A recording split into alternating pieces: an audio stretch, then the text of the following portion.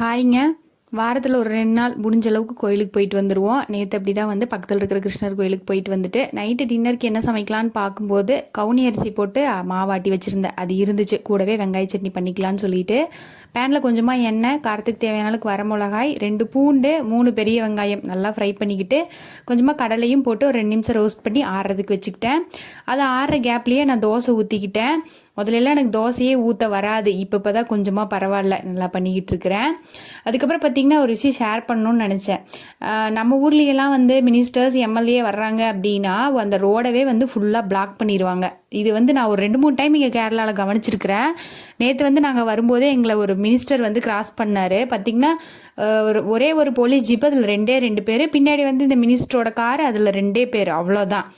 அதுக்குள்ளே சட்னி ரெடி ஆகிடுச்சு. உப்பும் கொஞ்சமாக போட்டு அரைச்சி எடுத்தோம்னா சூப்பராக நம்மளோட சட்னி ரெடி ஆகிடும், தோசையும் ரெடி ஆகிடும். அவ்வளோதான். டாட்டா, நாளைக்கு பார்க்கலாம்.